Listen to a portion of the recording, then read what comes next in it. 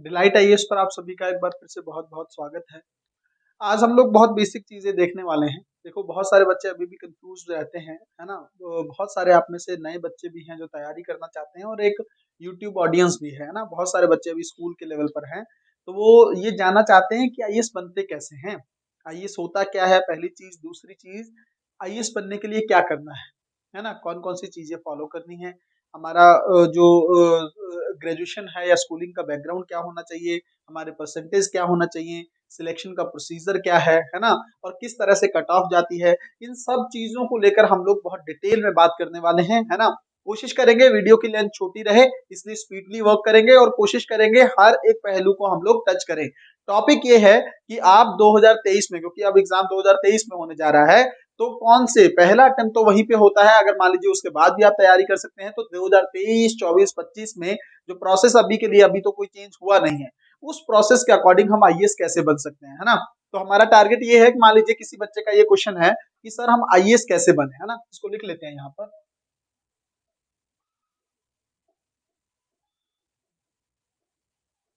ठीक है, ये हमारा आज का टॉपिक है। ठीक है, इसके बारे में हम लोग बात कर लेते हैं कि आईएएस बनने के लिए क्या चीजें करनी होती है। सबसे पहले तो ये जानो, आईएएस होता क्या है। इंडियन एडमिनिस्ट्रेटिव सर्विसेज का जो एग्जाम होता है, उसमें एक आईएएस अधिकारी निकलता है। ठीक है, इंडियन एडमिनिस्ट्रेटिव ऑफिसर इसको बोलते हैं। अब देखिए, जो आपके ऑफिसर हैं वो का सेलेक्ट होते हैं, डीएम के फॉर्म में वर्क करते हैं, डिस्ट्रिक्ट मजिस्ट्रेट के फॉर्म में वर्क करते हैं, लेकिन ट्रेनिंग के तौर में एक बार वो एसडीएम के तौर पर भी लगते हैं, है ना। सब मजिस्ट्रेट, जो आपके मजिस्ट्रेट हैं, सब डिस्ट्रिक्ट मजिस्ट्रेट के रूप में वो पहले वर्क करते हैं, उसके बाद जाके उनकी डीएम के रूप में ज्वाइनिंग होती है। मतलब नॉर्मल वर्डों में अगर आप लोगों ने सुना होगा तो कलेक्टर और एसपी वर्ड आप लोगों ने बहुत सुना होगा, है ना। तो कलेक्टर जो होते हैं वो डीएम होते हैं, प्रशासनिक अधिकारी होते हैं वो। और एसपी अगर आप देखेंगे तो पुलिस का जो जो जिले में हाईएस्ट पद होता है, सर्वोच्च पद होता है, वो क्या होता है, सुप्रिंटेंडेंट ऑफ पुलिस, है ना। तो उसको बोलते हैं एसपी, आईपीएस होते हैं वो, है ना। तो अगर आप देखेंगे तो ये एक पद है, ये पोजीशन है। भारत में सीधी भर्ती जो होने वाला सर्वश्रेष्ठ पद जो है वो ये है। अब हालांकि सरकार लेटरल एंट्री करने लगी है, वो इशू अलग है। बट अगर आप भर्ती के तौर पर देखेंगे तो सबसे बड़ा पद ये, इससे ज्यादा सीधी भर्ती नहीं हो सकती है। उसके बाद की चीजें जो है वो प्रमोशन के स्तर पर है। ठीक है, तो आईएएस अधिकारी मतलब आपके जिले में आप लोगों ने देखा होगा जो डीएम होता है, जो कलेक्टर होते हैं, और प्लस जो आईपीएस अधिकारी होते हैं, जो एसपी होते हैं, जो पुलिस का सर्वोच्च पद है डिस्ट्रिक्ट में, है ना। तो वो कहीं ना कहीं पर कई डिस्ट्रिक्ट में एसएसपी भी होते हैं, बट आप अभी के लिए समझिए कि जिले में अगर आप सर्वोच्च पद जो है वो सुप्रिंटेंडेंट ऑफ पुलिस का माना जाता है, जिसमें एसपी होते हैं। अब ये जो अधिकारी सेलेक्ट होते हैं, इसके लिए कोई एग्जाम तो कंडक्ट होता ही होगा, ऐसे तो सिलेक्शन का होता नहीं है। तो एक संस्था है जिसको बोलते हैं यूपीएससी। ठीक है, यूपीएससी एक संस्था है, इसका इंग्लिश में देखोगे तो इसको बोलते हैं यूनियन पब्लिक सर्विस कमीशन। ठीक है, और हिंदी में इसको बोलते हैं संघ लोक सेवा आयोग। तो ये जो संस्था है ये एक एग्जाम कंडक्ट करती है ना। जो आईएएस के लिए एग्जाम कंडक्ट करती है उस संस्था का नाम क्या है, union public service commission. Clear हो गई। ये संस्था जो है संवैधानिक संस्था है। जिन बच्चों को नहीं पता हो स्कूल के स्तर पर संविधान क्या होता है उसको समझ लो। भारत में कहीं ना कहीं पर जो सिस्टम चलता है, सरकार कैसे बनेगी, क्या चीजें होंगी, वो सब चीजों को बताने के लिए एक बहुत बड़ी टेक्स्ट बुक है, एक बड़ी रचना है, जिसको भारत का संविधान बोलते हैं ना। बहुत बड़ा दस्तावेज है, उसके अंदर इस संस्था का जिक्र है। तो आप देख लीजिए कितनी महत्वपूर्ण संस्था होगी। पहली चीज, ये संस्था एग्जाम कंडक्ट करती है और चुनती है किनको, भर्ती करती है। ठीक है, इसका काम सिर्फ सिलेक्शन करना है। इस संस्था का काम ये नहीं है कि आगे चलकर आपको ज्वाइनिंग कराए, ट्रेनिंग कराए, इसका कोई लेना देना नहीं है। इसका सिर्फ ये काम सौंपा गया है कि आप आईएएस अधिकारी को चुनिए, एग्जाम कंडक्ट करिए और फाइनल लिस्ट बनाकर सरकार को सौंप दीजिए, है ना। आगे की चीजें जो है वो डीओपीटी, जो डिपार्टमेंट ऑफ पर्सनल ट्रेनिंग है, वो चीजें जो है वो आपकी चीजें देखते हैं। ठीक है, तो वो अलग से लेवल पर सरकार अपने स्तर पर चीजें देखती है, बट इसका काम सिर्फ सिलेक्शन का है। तो अब आप में से बहुत सारे बच्चे पहली चीज ये जानना चाहते हैं, अब मैंने बता दिया ये होता क्या है ना। एक कहीं ना कहीं पर बहुत बड़ी पोजीशन है। और आप देखेंगे बहुत सारे बच्चे पूछते हैं सर सैलरी क्या होती है, क्या चीजें। देखो, ये डिपेंड करता है। जब आप आईएएस के तौर पर जाते हैं तो एक से मतलब 50,000 से 1.5 लाख का पे स्केल बोला जाता है। ठीक है, उसके बाद की चीजें, अगर आप राज्य सचिव हैं, 2 लाख, 2.5 लाख, कैबिनेट सेक्रेटरी जो है वो 2.5 लाख तक लेते हैं। प्लस उसके अलावा बहुत सारी सुविधाएं मिलती हैं।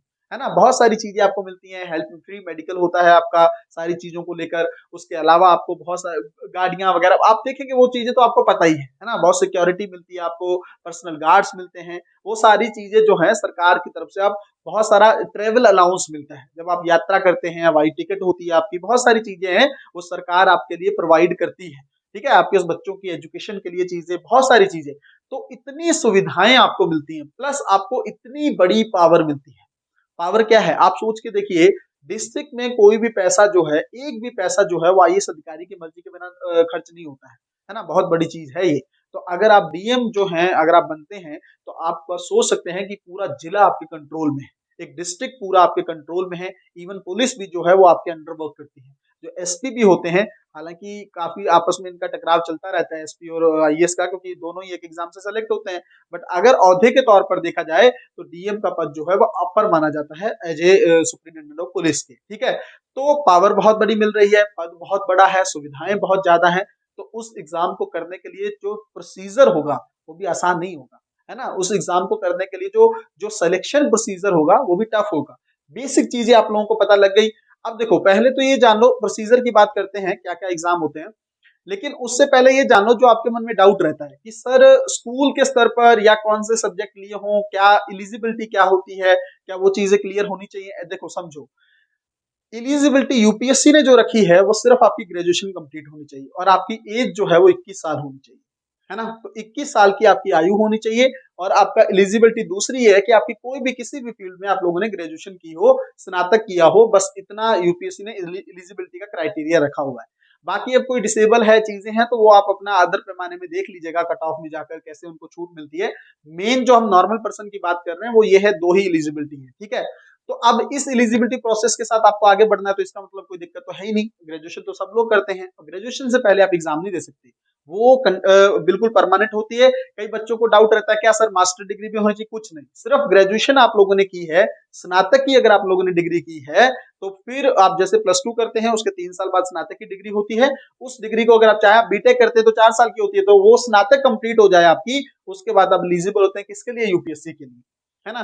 तो एलिजिबिलिटी क्लियर हो गई, कोई दिक्कत नहीं है।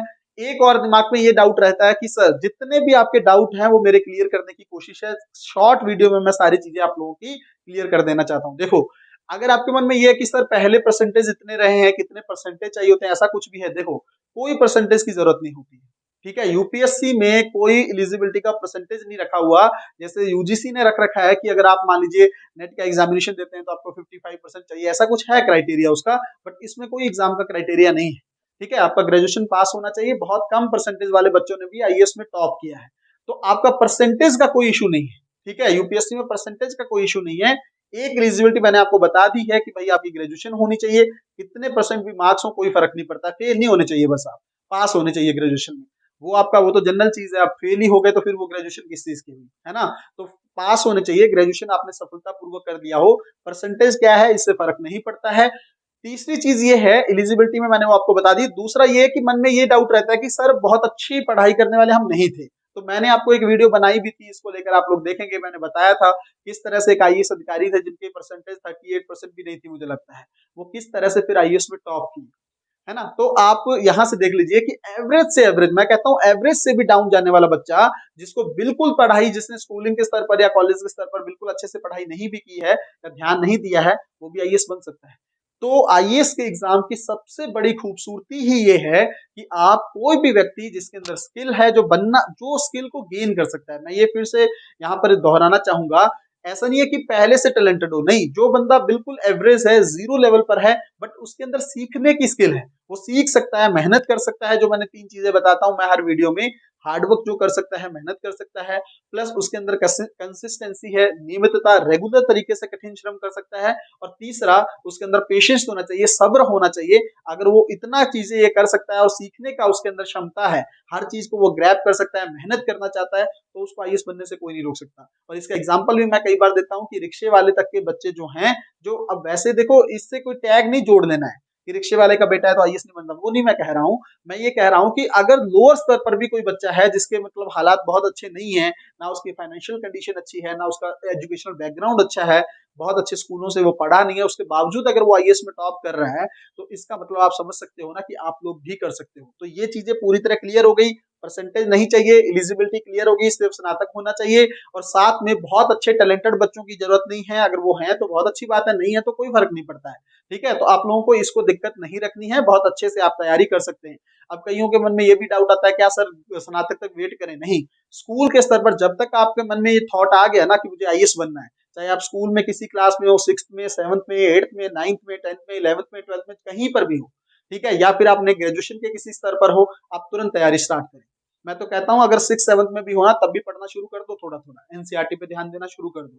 अगर टेंथ कर लिया तब भी ध्यान दो, अगर प्लस वन कर दिया है तो सेकेंड मतलब प्लस टू करके बैठे हुए स्कूल कर दिया है, तब तो बहुत डेडिकेशन से लग जाओ। ग्रेजुएशन में अच्छे से तैयारी कर लोगे तो पहले ही अटेम्प्ट में क्लियर कर लोगे, वरना कम से कम यूपीएससी को तैयार करने के लिए 18 महीने का समय चाहिए और 1 साल का प्रोसीजर। 2.5 साल जो आप बाद में दोगे वो 18 महीने ग्रेजुएशन में दो दोगे ना, मान लो, बहुत अच्छे से चीजें हो जाएंगी और फर्स्ट अटेम्प्ट में क्लियर कर जाओगे।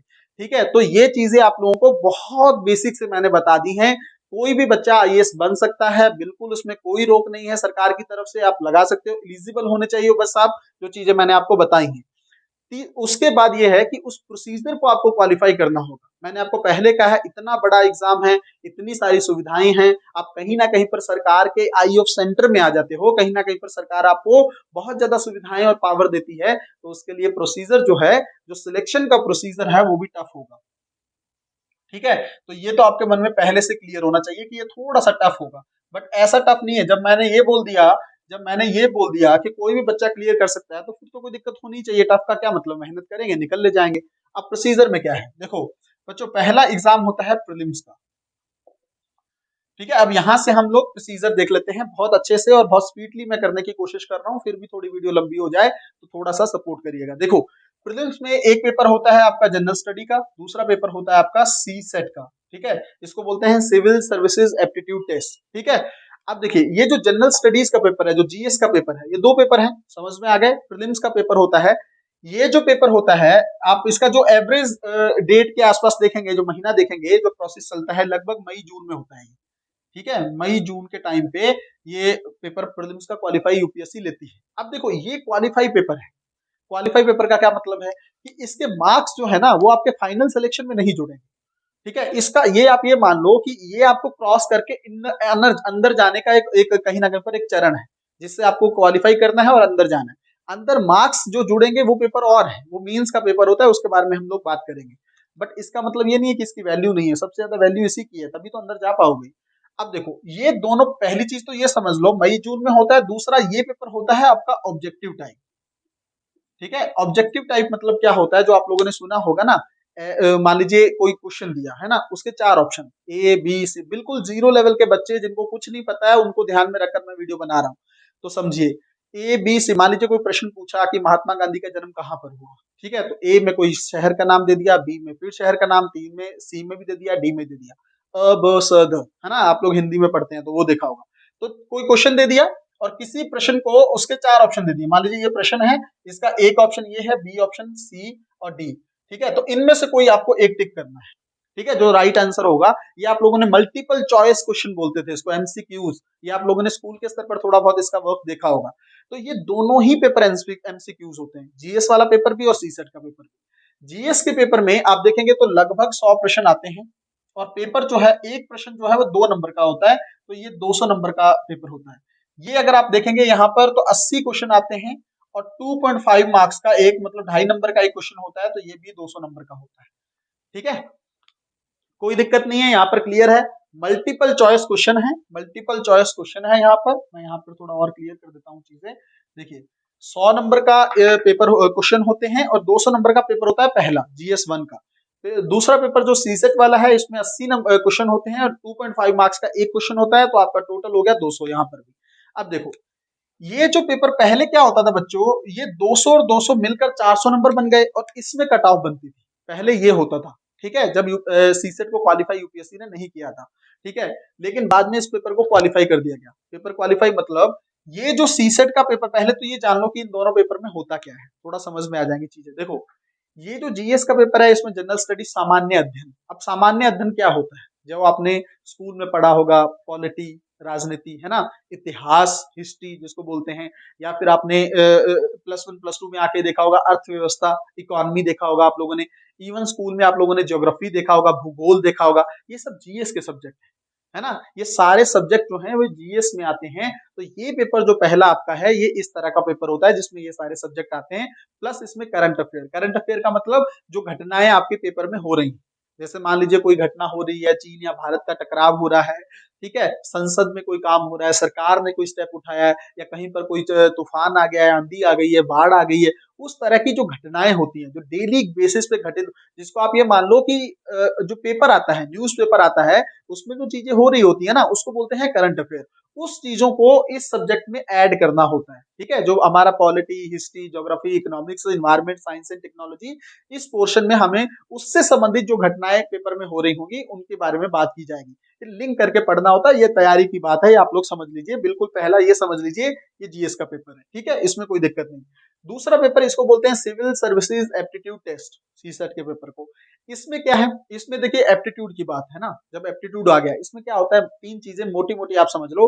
इसमें एक तो मैथ होती है, रीजनिंग होती है, और तीसरा कॉम्प्रिहेंशन होता है, ठीक है, तीन चीजें होती हैं इसमें। मतलब ये मैथ वगैरह का पोर्शन इसके अंदर आता है, रीजनिंग वगैरह जो है वो चीजें। अब एप्टीट्यूड का लेवल यूपीएससी को चेक करना है, इसीलिए इसको लेकर पहले क्या था, मैंने बताया दोनों के मार्क्स ऐड होते थे। बाद में ये हो गया कि नहीं, इसमें मैथ हर बच्चा, कई बार कई बच्चे होते हैं जिनका मैथ बहुत अच्छा होता है, और कई बच्चे होते हैं जिनका मैथ अच्छा नहीं होता है। जो इंजीनियरिंग बैकग्राउंड से होते हैं उनका मैथ अच्छा होता है। तो हिंदी माध्यम के बच्चों ने कहीं ना कहीं पर एक आंदोलन किया कि नहीं, ये हमारे साथ सही नहीं हो रहा है, तो इसको लेकर सरकार ने और यूपीएससी ने चेंज किया, इस पेपर को क्वालिफाइंग बना दिया गया। इसमें ये बोल दिया गया कि आप 33% मार्क्स इसमें आपको चाहिए, मतलब 66 मार्क्स इसमें चाहिए आपको।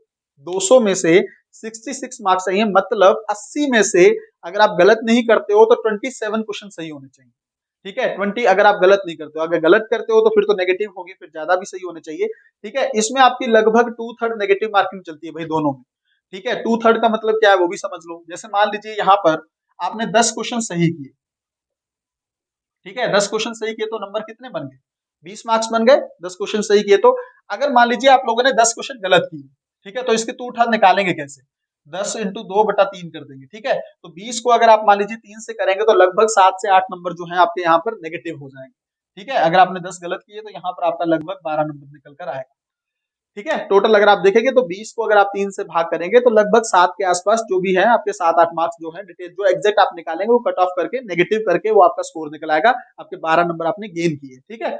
यही इसमें भी होता है कि मान लीजिए आपने 10 क्वेश्चन सही किए तो उसमें से 12.5 2.5 के अकॉर्डिंग जोड़ देंगे, बाद में उसको 3 से डिवाइड करके लेस कर देंगे जितने आपके क्वेश्चन गलत हुए। ये होती है नेगेटिव मार्किंग, इसीलिए संभल कर चलना पड़ता है इस पेपर में, हम तुक्का नहीं मार सकते, हमें अगर जो क्वेश्चन आता है वही हमें अटेम्प्ट करना होता है, ठीक है। तो ये समझ में आ गया भाई बच्चा, ये पहला प्रोसीजर जो पहला प्रोसेस है इसको समझ में, पहला चरण जो है प्रीलिम्स का चरण है, इसमें 2 पेपर होते हैं। पहला पेपर 200 नंबर का, दूसरा पेपर भी 200 नंबर का, बट इसमें 100 क्वेश्चन है, इसमें 80 क्वेश्चन है, इसमें 2 नंबर का एक क्वेश्चन है, इसमें 2.5 नंबर का एक क्वेश्चन है, ठीक है। इसमें 66 लोग है ना तब ये पेपर चेक होगा, ठीक है, ये क्वालिफाई होना जरूरी है, और इस पे बनेगी कट ऑफ। इसमें तो सिर्फ 66 मार्क्स लेके आपको छोड़ देना है, यूपीएससी इसमें देखेगा भी नहीं इससे ज्यादा आपके कितने। इसमें से जो 200 नंबर है इसमें बनती है कट ऑफ, ठीक है। 200 में से कट ऑफ बनती है कि कितने बच्चे मैक्सिमम जो अप्री बच्चे हैं कितने बच्चे ये लोग लेंगे। तो इसमें अगर आप एवरेज पिछले साल की कट ऑफ देखोगे, जो जीएस की कट ऑफ थी प्रीलिम्स में 2021 में, अभी 22 का मेंस हुआ है तो फाइनल कट ऑफ अभी आई नहीं है, अभी 21 की हम लोग बात करेंगे। तो 21 में जो कट ऑफ आया है जनरल का, जो कट ऑफ है इस पेपर में 200 नंबर में जनरल का अगर आप कट ऑफ देखोगे तो ये लगभग 87.5 है, ठीक है, बहुत कम है, 50% भी नहीं है, तो आसान ही है ना, चीजें इतनी ज्यादा टफ नहीं है। अगर आप इधर देखेंगे तो इधर ईडब्ल्यूएस एक नई कैटेगरी अब जुड़ी है, तो इसमें अगर आप देखेंगे तो ये लगभग 80 नंबर है, ठीक है। और आप ओबीसी की कट ऑफ देखेंगे तो आपको दिखेगा ये लगभग 84 है। अगर आप एससी की कट ऑफ देखेंगे तो ये आपको दिखेगा मुझे लगता है 75 है, और ये एसटी जो है ये लगभग आपको दिखेगा 70, ठीक है। ये 2021 की कट ऑफ है, ठीक है। तो ये कट ऑफ कोई बहुत ज्यादा नहीं है, आप देखेंगे 87 के आसपास रह रहा है। तो अगर आप ओवरऑल भी देखेंगे ना तो यूपीएससी के कट ऑफ जब वो है 80 से 110 के बीच में लगभग लगभग यहीं आके टिक रही है। तो आपको बहुत ज्यादा, आप सोच के देखिए, इधर आपको 66 मार्क्स लेके भूल जाना है, इधर फिर आपको लगभग 90 या 100 मार्क्स आपको लेना है, जिससे आपका प्रीलिम्स क्वालिफाई हो जाएगा, फिर आपको मेंस के लिए एग्जाम देना है। यहाँ पर मुझे लगता है कोई दिक्कत पहले चरण में तो आपको नहीं होनी चाहिए, है ना। अगर फिर भी कोई इशू हो तो आप कमेंट के माध्यम से पूछ सकते हैं। अब हम अगला चरण देख लेते हैं इसका प्रोसीजर का, ठीक है। जल्दी से देखते हैं भाई, थोड़ा सा एग्जाम बड़ा है, प्रोसेस बड़ा है इसका, तो हम लोगों को बताने में भी टाइम लग रहा है। अब देखो दूसरी चीज क्या है इसमें, मैं इसको भी हटा देता हूँ। देखो दूसरा पेपर जो इसमें चरण होता है वो है आपका मेंस का, ठीक है। इसको बोलते हैं यूपीएससी का मेंस एग्जामिनेशन, ठीक है। UPSC civil services examination main, CSC mains बोलते हैं इसको, ठीक है। अब ये पेपर कब होता है, जैसे वो पेपर मई में हो रहा था, ये हो रहा है लगभग सितंबर में, ठीक है। ये पेपर 5 दिन में होता है, एक तो ये समझ लो, ठीक है। वो बात अलग है कि बीच में हॉलीडे भी दे दे, बट टोटल जो पेपर का प्रोसीजर है वो 5 दिन का है। अब इसमें जो बच्चे 9 पेपर होते हैं, तो मेंस का आपका पोर्शन है, प्रीलिम्स क्वालिफाई कर लोगे, एक में 66 लेना है, दूसरे में आप कट ऑफ के अकॉर्डिंग जितनी भी कट ऑफ जाएगी उससे ज्यादा मार्क्स ले लिए, आपको मेंस में चले जाना है, ठीक है। मेंस में आपके 9 पेपर होंगे। मैं यहाँ पे लिख देता हूँ टोटल पेपर जो है इसमें 9 पेपर होंगे, और प्लस यहाँ पर एक चीज ये है, ये आपका रिटर्न है, मतलब सब्जेक्टिव होंगे। अब आप समझ लो, डिफरेंस समझ लो। ऑब्जेक्टिव का मतलब क्या था, ए बी सी डी। अब यहाँ पर आपको लिखना पड़ेगा, यहाँ पर आपको प्रश्न जैसे आप स्कूल में करते थे, कॉलेज में करते थे, लिखते थे ना, यहाँ पर आपको लिखना पड़ेगा। तो लिखने के स्तर पर सारे 9 के 9 पेपर पर लिखना है, यहाँ पर कोई ऑब्जेक्टिव पेपर नहीं है, सबके सब रिटर्न एग्जामिनेशन है, आपको लिखना पड़ेगा। 20 प्रश्न पूछे जाएंगे, ठीक है। ओवरऑल हर पेपर में, जो जीएस के पेपर अभी बता रहा हूँ कितने पेपर होते हैं, हर पेपर में 20 क्वेश्चन पूछे जाते हैं, उसमें आपको लिखना होता है। अब मैं आपको बताता हूँ पेपर है कैसे। अगर पेपर नंबर 1 देखोगे इसमें, ठीक है, इसमें पहले तो ये देखो कि क्वालिफाइंग के 2 पेपर होते हैं, क्वालिफाइंग 2 पेपर होते हैं। देखो एक पेपर तो बच्चों आपको इंग्लिश क्वालिफाइंग का होता है, ठीक है। दूसरा पेपर जो है आपका रीजनल लैंग्वेज का है, इसमें ज्यादातर बच्चे हिंदी लेते हैं, ठीक है। आप हिंदी ले सकते हो, आप पंजाबी ले सकते हो, ठीक है। जो आपकी जो शेड्यूल में लैंग्वेज है वो आप ले सकते हो, ठीक है। रीजनल लैंग्वेज कोई भी हो, दोनों पेपर आपको क्वालिफाई करने पड़ते हैं। अब देखो ये जो पेपर है, ये दोनों पेपर जो है आपके 300 नंबर के हैं, 300 नंबर के आपके पेपर हैं। और इसमें आप देखोगे तो दोनों ही पेपर में आपको कितने नंबर चाहिए, 25% नंबर चाहिए इसमें दोनों में। और 25 में आप देखोगे तो ये 75 चाहिए, यहाँ पर भी 75 चाहिए, ठीक है। इन दोनों पेपर के नंबर भी काउंट नहीं होंगे। क्या बोला मैंने, क्वालिफाइंग पेपर है ये भी, ऊपर क्वालिफाइंग थे बट ये रिटर्न क्वालिफाइंग है। उसमें जो क्वालिफाइंग थे वो ऑब्जेक्टिव क्वालिफाइंग थे, वो प्रीलिम्स का चरण खत्म हो गया। अब मेंस में है, मेंस में ये सारे पेपर्स एक साथ होंगे, ऐसा नहीं है कि ये क्वालिफाइंग करके बाकी छोड़ देंगे, नहीं, पेपर सभी होंगे, बट इनको क्वालिफाइंग करना होगा आपको। मार्क्स बहुत कम है, 300 में 75 इसमें लेने हैं, 300 में 75 हिंदी में, 375 लेना है इंग्लिश में। इंग्लिश में थोड़ी दिक्कत आती है, उसकी स्ट्रेटेजी मैंने अलग से डिस्कस कर दी है, बात कर लेंगे बाद में। अभी प्रोसीजर समझो, जो बच्चे बिल्कुल जीरो स्तर पर हैं, जिनको नहीं समझ में आ रही है चीजें, वो समझो। तो ये 2 क्वालिफाइंग पेपर हो गए, एक इंग्लिश का हो गया, एक रीजनल लैंग्वेज का पेपर हो गया, और दोनों में 75 नंबर चाहिए। इनके मार्क्स काउंट नहीं होंगे। अब काउंटिंग वाले पेपर कौन से हैं वो समझ लो। देखो ये तो 2 पेपर हो गए, अब पेपर नंबर 1 मान लो ये हो गया, ये 2 हो गए, अब बच्चे कितने, 9 में 2 गए तो 7 बच गए। अब देखो जीएस के 4 पेपर होंगे, ठीक है। उसको एक को बोलते हैं जीएस 1, दूसरा जीएस 2, जीएस 3 और जीएस 4, ठीक है। जीएस के ही चारों पेपर हैं ये। अब देखो जीएस मतलब जनरल स्टडीज, वही जीएस जो हम लोगों ने प्रीलिम्स में पढ़ा है उसके बारे में बात कर रहे हैं। अब देखो जीएस में जो 1 है, जीएस 1 जो पेपर है, इसमें आपका मोटा मोटा अगर आप देखोगे तो इसमें आपको हिस्ट्री दिखेगा, कल्चर दिखेगा, सब्जेक्ट बच्चे वही है, ठीक है। वही जो मैंने बताया ना कि जीएस के सब्जेक्ट कौन से होंगे, हिस्ट्री, ज्योग्राफी, इकोनॉमिक्स, भूगोल, ये सब बातें तो हैं।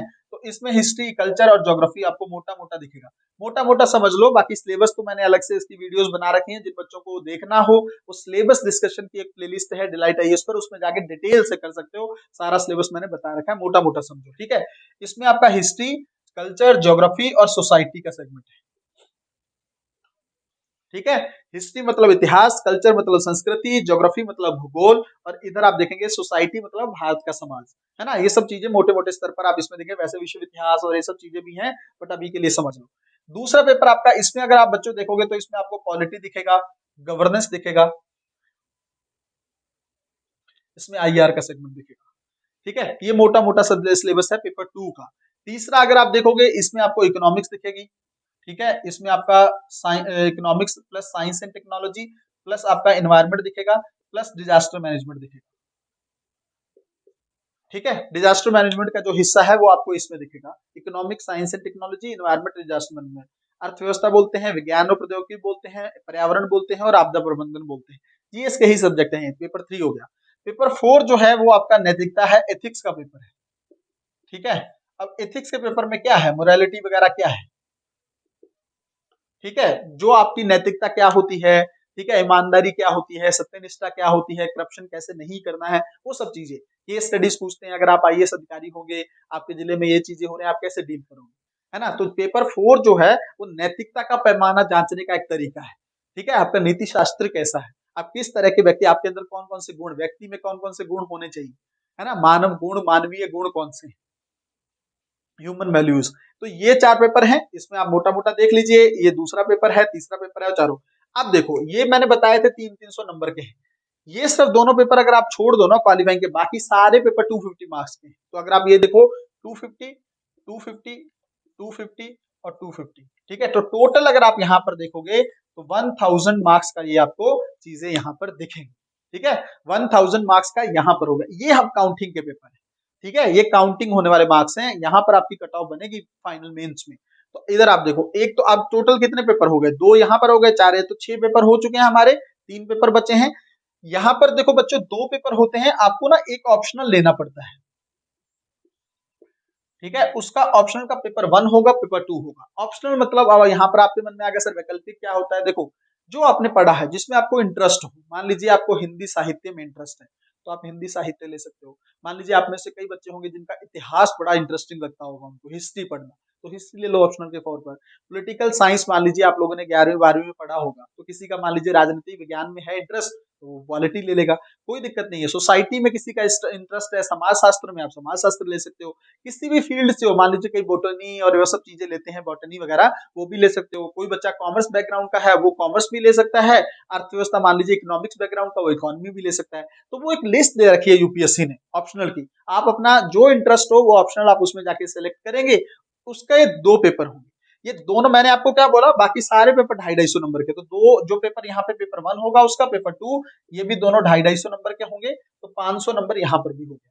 ठीक है, 2 ये हो गए, 4 ये 6 और 2 ये हो गए आपके मान लीजिए 8, है ना। अब एक पेपर बचा है, उस पेपर को लेगो लास्ट में। ये आपका वैसे होता सबसे पहले है एसए का पेपर है, ये भी आपका 250 नंबर का होता है।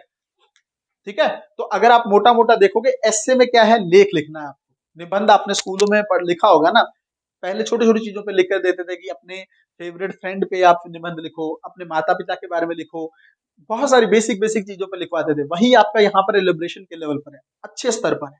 ठीक है, तो उसमें लेख लिखना है आपको, 8 आपको देंगे जिसमें से 2 पर आपको लिखना है। ठीक है, 4 सेक्शन ए में होंगे, 4 सेक्शन बी में होंगे। सेक्शन जो ए में है उसमें एक ऐसे लिखना है, सेक्शन बी में एक ऐसे, मतलब टोटल 2 लिखने हैं। 8 आपके पास विकल्प रहेंगे, 8 में से 2 ऐसे लिखने हैं। बट ये जो बच्चे क्वेश्चन पेपर है ना जीएस के, जो इसमें से आपको 20 क्वेश्चन पर उसमें मिलेगा, पर पेपर में 20 क्वेश्चन होंगे। ठीक है, 20 क्वेश्चन होंगे और इसमें आपको छूट कोई नहीं है। ठीक है, सभी के सभी करने पड़ेंगे। ये 20 के 20 सभी, मतलब टोटल देखोगे 20 20 20 20, तो 80 प्रश्न है और 80 के 80 करने हैं। अब इसकी वर्ड तो आप कहेंगे सर इतने प्रश्न कैसे करेंगे, बिल्कुल आराम से कर लोगे। इनके जो शब्द सीमा है वो 150 वर्ड है और 250 वर्ड, मतलब 10 क्वेश्चन जो है वो 10 नंबर के पूछे जाएंगे और 10 क्वेश्चन जो है वो 15 नंबर के पूछे जाएंगे। तो 10 तो हो गए 100 नंबर के और 10 15 वाले क्वेश्चन हो गए 150 नंबर, तो टोटल कितना हो गया 250।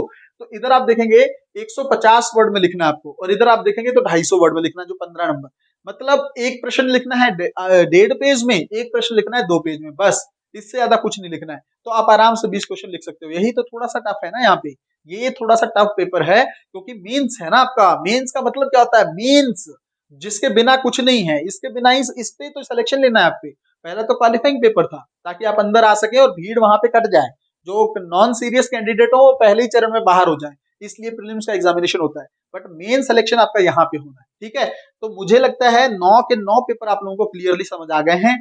ये जो 250 नंबर का पेपर होगा जो एसए का होगा, इसमें 8 एसए होंगे, 2 करने होंगे, इसमें सभी के सभी क्वेश्चन करने होंगे। ऑप्शनल में कुछ छूट दी जाती है, 8 पे क्वेश्चन होते हैं जिसमें से 5 करने होते हैं आपको। ठीक है, तो वो उसमें छूट फिर भी है, बाकियों में नहीं है। ठीक है। क्वालिफाइंग में आपका इंग्लिश और रीजनल लैंग्वेज का पेपर है, इसमें आप कोई भी ले सकते हो, दोनों में 75 नंबर लेने ही पड़ेंगे। जब वो लोगे तभी ये चीजें चेक होंगी, ठीक है। अगर वो नहीं लोगे वहां पर तो फिर ये मेहनत आपकी पूरी बेकार हो जाएगी, ठीक है। तो क्वालिफाइंग पेपर को नजरअंदाज नहीं करना है। ये आपका बच्चों मेंस का पूरा जो आपका है वो हो गया, ठीक है। प्रोसीजर जो है, मुझे लगता है इसमें मैंने कोई भी चीज छोड़ी नहीं है, फिर भी आप लोगों को कोई डाउट हो फिर आप लोग बता सकते हो, ठीक है। अब देखो, अब मैंने आपको प्रीलिम्स की कट ऑफ बताई थी कि प्रीलिम्स में 200 नंबर में से कितने लोगों ने क्या मार्क्स लिए। अब मेंस की कट ऑफ भी आप लोग पूछेंगे कि सर ये भी बता दीजिए, बिल्कुल बताएंगे आप लोगों को। पहले तो आप ये देखो टोटल मेंस हुआ कितने का, ठीक है। 250 नंबर के आपके लगभग जो है 7 पेपर है, ठीक है ना। 7 पेपर हैं आपके 250 नंबर के, तो कितने हो गए ये, लगभग 1250 नंबर का, 1750 नंबर का आपका मेंस हो गया ना, 1750 नंबर। जैसे मान लीजिए 4 पेपर जीएस तो 1000 तो यही हो गया। एक 250 नंबर का क्या होगा एसए, और 2 पेपर हो गए आपके किसके, ऑप्शनल के, तो 1500 और 250 कितने, 1750 नंबर का मीन्स हो गया ये आपका, ठीक है। ये चीज आप याद रखेंगे। अब ये जो 1750 नंबर है, बाकी तो मैंने क्वालिफाइंग थे वो तो छोड़ दिए। 1750 नंबर में जो कट ऑफ बनती है, जो मीन्स की कट ऑफ 2021 की है, वो देख लो भाई क्या है। देखो सबसे पहले हम लोग कैटेगरी वाइज देख लेते हैं। एक तो ये नहीं चल रहा है, थोड़ा सा मैं इसको चेंज कर लेता हूँ, इसमें थोड़ी दिक्कत आ रही थी, मैं चेंज कर रहा हूँ बच्चों, ठीक है। आपको दिक्कत नहीं होनी चाहिए। देखो जनरल कैटेगरी की जो कट ऑफ है, ठीक है, इसमें अगर आप देख रहे हैं, मुझे लगता है दिखने में दिक्कत नहीं आ रही होगी, मैं अच्छे से लिख रहा हूँ। जनरल कैटेगरी जो कट ऑफ 1750 नंबर में गई है, ये आप अगर आप देखेंगे तो आपको दिखेगी ये 745 नंबर, ठीक है। आप देखिए बिल्कुल बहुत कम कट ऑफ है ना। अगर आप देखेंगे 745 कोई कट ऑफ नहीं है, ठीक है। तो जनरल कैटेगरी की जो कट ऑफ है वो आपको यहाँ पर दिखेगी। दूसरी आप देखेंगे आपका जो ईडब्ल्यूएस है, ठीक है, ये आपको दिखेगा यहाँ पर लगभग 713। और ओबीसी का अगर आप यहाँ पर देखेंगे तो ये आपको दिखेगा 707 नंबर। और इधर आप देखेंगे एससी का और एसटी का, तो ये दोनों ही आपको लगभग 700 और ये भी 700, ठीक है। ये चीज देखो भाई, जनरल में कट ऑफ जो है 715, मतलब 1750 नंबर का ये जो टारगेट है, इसमें से कट ऑफ बता रहा हूं मैं, 1750 नंबर का जो टारगेट है इसमें कट ऑफ ये है भाई, ठीक है। तो बहुत ज्यादा कट ऑफ नहीं है। आप देखिए ना, जीएस का ही 1000 का पेपर है, फिर एसए भी है, ऑप्शनल भी है, सबको मिला के आपको सिर्फ इतने नंबर लेने हैं, ठीक है। तो अगर आप 800 से 850 का मार्जिन रखते हैं मीन्स में, अगर 800 नंबर आप मीन्स में ले गए ना, आपका सिलेक्शन कोई नहीं टाल सकता, कोई भी। बहुत रेयर संभावना है कि आपका सिलेक्शन, जब इंटरव्यू में बिल्कुल खराब परफॉर्म करो बस बात अलग है, वरना इसमें आपका सिलेक्शन नहीं करने वाला। मेंस को लेकर कोई दिक्कत है क्या भाई, ठीक है। मेंस को लेकर कोट ऑफ ये जाने वाली है, ये मैंने आपको बता दी है, ठीक है। एससी और एसटी में बहुत ज्यादा डिफरेंस नहीं होता है, ये 700 नंबर पर, ये 700 फाइनल कट ऑफ में थोड़ा बहुत डिफरेंट आ जाता है। ओबीसी में देखोगे तो यहाँ पर अच्छा खासा डिफरेंस है, 707 नंबर है मीन्स में। ओबीसी को जीएस में आपने देखा होगा ज्यादा फर्क नहीं था, जो प्रीलिम्स में, प्रीलिम्स में 87 कट ऑफ थी जनरल कैटेगरी की, और ओबीसी की आपने देखा 84 थी, तो 3 नंबर का डिफरेंस ज्यादा नहीं था, बट प्री में वो भी 3 नंबर मैटर करते हैं। बट यहाँ पर आप देखेंगे तो कट ऑफ थोड़ा अच्छा खासा है। ईडब्ल्यूएस की कट ऑफ अच्छी कम जा रही है भाई, शुरुआत में भी, क्योंकि बहुत कम लोगों ने सर्टिफिकेट बनाया हुआ था, तो कट ऑफ गिर रही है उसकी, ठीक है। तो अच्छी बात है, अगर आप ईडब्ल्यूएस कैटेगरी में है तो आपको भी वो फायदा करेगा। तीसरा चरण देख लेते हैं भाई, अब क्या है, इंटरव्यू, ठीक है। इसको हिंदी में बोलते हैं साक्षात्कार, ठीक है। इंटरव्यू आपका है, इसमें क्या है, ये भी आप देखेंगे तो लगभग आपको 275 नंबर का मिलेगा, ये 275 मार्क्स का इंटरव्यू, ठीक है। तो 1750 नंबर में अगर आप 275 जोड़ देंगे तो आपका ये लगभग लगभग बन जाएगा 2025, 2025 आपका टोटल है, ठीक है। 2025 आपका टोटल है, इसमें से आपका सिलेक्शन हो जाए, ठीक है। 2025 मार्क्स जो है ये आपका टोटल है, इसमें से आपकी फाइनल कट ऑफ बनेगी। अब देखिए 275 नंबर का इंटरव्यू है। अब आप पूछेंगे सर ये क्या है, देखिए इंटरव्यू में कुछ नहीं है, आपको बुलाते हैं, है ना। अब देखिए, अब प्री हो गया जिसमें आपको छांट लिया, मेंस में ये देख लिया आपके नॉलेज कितना है, आपके पास कितना नॉलेज है, लिखोगे तभी तो ना जब नॉलेज होगा।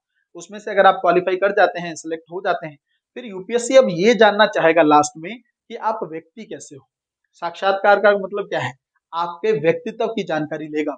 आप ये चेक करेगा वो कि आप किस तरह के व्यक्ति हो, क्या आपको आईएएस अधिकारी बनाना चाहिए या नहीं चाहिए, क्या आप डिजर्व करते हो, आपकी सोच तो अच्छी है, आप सिस्टम के प्रति लॉयल रहोगे कि नहीं रहोगे, आप महिलाओं को लेकर नकारात्मक प्रवृत्ति तो नहीं रखते, बहुत सारी चीजें, ठीक है। आप बहुत गुस्से वाले व्यक्ति तो नहीं हो, आप सरकार के खिलाफ जाने वाले व्यक्ति तो नहीं हो, आपकी पर्सनैलिटी कैसी है, आप कैसे बोलते हो, कैसे अपनी बात को रखते हो, ये सब चीजें आप ही जज करते हैं किसमें, साक्षात्कार में। ये मुझे बताइए, मैं बताता हूँ सबसे आसान चरण चरण है और सबसे मुश्किल भी है। मुश्किल ये है कि अगर आपने कोई ऐसी झूठ बोल दिया वहां पे, तो हो सकता है एकदम नकारात्मक हो जाए चीजें।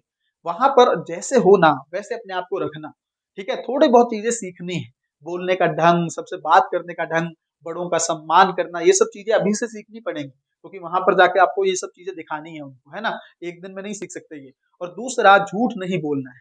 वो लोग बहुत काफी एजेबल लोग हैं वो, तो उनका बहुत सालों का अनुभव है। उनके सामने झूठ बोलोगे ना तो 1 सेकंड में पकड़े जाओगे। तो झूठ नहीं बोलना है, एज इट इज जाना है। जो बातें उन्होंने पूछे हैं वो पूछेंगे आपसे कि आपका नाम, आपका जन्म कब हुआ, फिर आप बताएंगे, फिर वो आपका नाम का मतलब भी पूछ सकते हैं, फिर वो ये जानेंगे कि अच्छा आपके नाम का यही मतलब क्यों है, ये सब बातें। प्लस हो सकता है करंट अफेयर पूछ लें, भारत चीन की तरफ से क्यों इशू चल रहा है, ये सब चीजें भी पूछ लेते हैं। प्लस वो पूछेंगे क्यों बनना है आईएएस अधिकारी आपको, क्या ऐसा आप में अंदर है जो बाकियों में नहीं है, आप ही को आईएएस क्यों बनाए। तो ये बेसिक बेसिक चीजें वो आपसे जानने की कोशिश करेंगे, कई बार आपको गुस्सा दिलाने की कोशिश करेंगे, कुछ और। तो ये सब चीजें आपका, ताकि आपकी पर्सनैलिटी को वो बहुत अच्छे से जान सके, है ना। उसी टाइम पे आईएएस का मेडिकल भी हो जाती हैं चीजें, तो आपके क्लियर हो, डॉक्यूमेंट वेरिफिकेशन होता है इंटरव्यू के दौर में।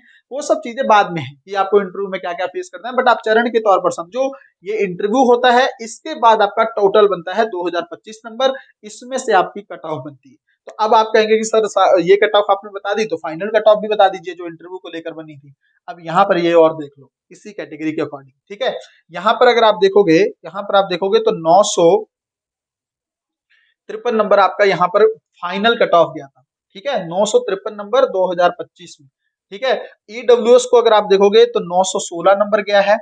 यहाँ पर अगर आप देखोगे तो 910 नंबर गया है। यहाँ पर अगर आप देखोगे तो 886 नंबर गया है, और ये 883 नंबर है, ठीक है। यहाँ पर ज्यादा डिफरेंट आया नहीं है, 3 नंबर का ही डिफरेंस, ठीक है। मतलब अगर आप देखोगे 2025 में से मतलब 50% भी कट ऑफ नहीं है। आप इतना टफ बोलते हो ना इस एग्जाम को, 50% भी कट ऑफ नहीं। इसको करना है बस, इसको करना है, थोड़ी सी मेहनत करनी पड़ेगी, एक स्मार्ट स्ट्रेटेजी से वर्क करना पड़ेगा, आप कर ले जाओगे। 953 नंबर इसमें जाता है जनरल का cut off. 916 number cut off किया, पिछली बार की बात कर रहा हूँ। ये जो कट ऑफ है ये 2021 की बात है, लेटेस्ट। ऐसा नहीं है क्योंकि मैं पुरानी चीज आपको बता रहा हूँ, 2021 का कट ऑफ है ये। तो 2021 में अगर आप देखेंगे ओबीसी का कट ऑफ 910 है, इधर देखेंगे 886 है, 883, मतलब 2025 में से आपको इतने नंबर चाहिए। पूरे सिलेक्शन प्रोसीजर को हम लोगों ने बहुत आसान भाषा में समझ लिया, ठीक है। फिर भी अगर आप लोगों को कोई दिक्कत हो, कोई इशू हो, तो आप कमेंट के माध्यम से पूछ सकते हो।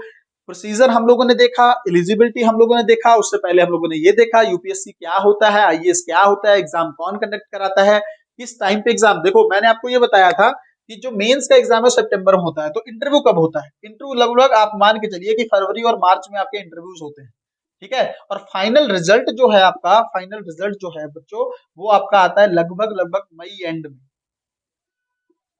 ठीक है। मई के आसपास आपका, मई मिड में मान लो, मिड मई मतलब 15 मई के आसपास आपका ये रिजल्ट आता है। जब गर्मी होती है ना बहुत, तब देखा होगा आप लोगों ने एकदम से न्यूज पे आता है आईएएस का रिजल्ट घोषित किया गया है ना। तो वो उस टाइम पे रिजल्ट आईएएस का आता है, आप लोगों को ये पता होना चाहिए, इसको कोई दिक्कत है नहीं, ठीक है। मेन चीज ये है, थोड़ा सा प्रोसीजर है, इसको लेके हम लोगों ने बहुत अच्छे से डिटेल में बात कर ली है। फाइनल चीजें कब होती हैं, कब रिजल्ट आता है। हाँ, एक चीज और समझ लो, इसकी जो प्रीलिम्स हुआ, जैसे जैसे स्टेट पीएससी वगैरह में क्या होता है सभी जगह की आपके आंसर की आ जाती है, ठीक है, या मार्क्स आ जाते हैं, इसका नहीं आता है। जब ये 15 मई आएगी ना, इसके 10 दिन बाद या 5 दिन बाद, 10-12 दिन बाद आपकी सारी चीजें आती हैं। जैसे प्रीलिम्स का आंसर की क्या थी वो यहाँ पर आ जाएगी, कट ऑफ क्या रही है, ठीक है, ये सब चीजें। जैसे अभी 2022 का मेंस का रिजल्ट आ चुका है, बट कट ऑफ का नहीं पता है। कट ऑफ पता चलेगा जब मई में इंटरव्यू का रिजल्ट आ जाएगा ना, उसके बाद यूपीएससी अपलोड करती है आपका मेंस प्री में आपके कितने मार्क्स थे, सब कुछ, ठीक है। तो यूपीएससी बड़ा, मतलब अब क्या करे, ये बंद निकाय है, बहुत आपत्ति भी रहती है विद्यार्थियों को इसको कि पहले ही बता दो ना, क्यों नहीं बताते हो ये चीजें, है ना। बट ये ठीक है, उनका ये क्या होता है कि फाइनल रिजल्ट आने के बाद वो अपनी चीजें पब्लिश करते हैं, जिसमें आपकी आंसर की आती है, आपकी कट ऑफ आती है, आपने जिन बच्चों ने प्रीलिम्स दिया था वो प्रीलिम्स में रह गए, उनके मार्क्स भी तभी पता चलते हैं, जिन्होंने मेंस दिया था मेंस में रह गए, उसके मार्क्स भी तभी पता चलते हैं, और जो टॉप किए हैं उनके मार्क्स भी तभी पता चलते हैं, ठीक है। तो ये प्रोसीजर है, सारी चीजें हम लोगों ने डिटेल से डिस्कस कर ली है। एलिजिबिलिटी देख ली है भाई, प्रोसीजर देख लिया है, कट ऑफ देख लिया है, सैलरी के बारे में भी थोड़ी बहुत बात कर दी है। तो मुझे लगता है आप लोगों की सारी चीजें, ठीक है, हर बच्चा तैयारी कर सकता है, बस आपके अंदर सीखने की क्षमता हो, मेहनत करने की क्षमता हो और लगातार एक अच्छे तरीके से, एक अच्छे मेंटोर के गाइड में आप कहीं ना कहीं पे एक अच्छी गाइडेंस के माध्यम से चीजें कर सकते हो। ठीक है, अगर आपको पर्सनल मेंटोरशिप की जरूरत हो, चीजें आप लोग चाहते हो अपने स्तर पर अच्छी करना, तो डिस्क्रिप्शन में नंबर दिया हुआ है, आप मुझसे कॉन्टेक्ट कर सकते हैं, हम लोग चीजें बहुत अच्छे तरीके से कर सकते हैं। ठीक है, मेंटोरशिप प्रोग्राम चल रहा है, अगर आप लोग चाहें तो पार्टिसिपेट कर सकते हैं। यूपीएससी को जीरो से लेकर मैंने आप लोगों को अच्छे से समझा दिया है। और इसका ना एक चीज ध्यान में रखना, जो मैंने पहले भी बोली थी, ऐसा कोई ये नहीं है कि ग्रेजुएशन होने के बाद ही आप तैयारी करोगे, लेट हो जाओगे। स्कूल में हो, स्कूल में तैयारी शुरू कर दो, अगर कॉलेज में हो, कॉलेज में, तो जब जागे तब सवेरा। जैसे ही मन में ये डिसाइड हुआ कि मुझे आईएएस अधिकारी बनना है, तो तुरंत अपनी पढ़ाई को है यूपीएससी के सिलेबस को देखना शुरू कर दो, पीवाईक्यूज को देखना शुरू कर दो, अपनी तैयारी एनसीईआरटी पढ़ना शुरू कर दो, है ना। वो सारी चीजें मैंने कहीं ना कहीं पर बता रखी हैं हर वीडियोस में, आप लोग चाहो तो उसको अच्छे से देख के अपनी तैयारी को एक अच्छा आयाम देते हुए मंजिल तक पहुंचा सकते हो। ठीक है, मिलते हैं अगली वीडियो में, तब तक अपना ध्यान रखें, अपनी पढ़ाई को बहुत अच्छे तरीके से करते रहें। बहुत बहुत धन्यवाद।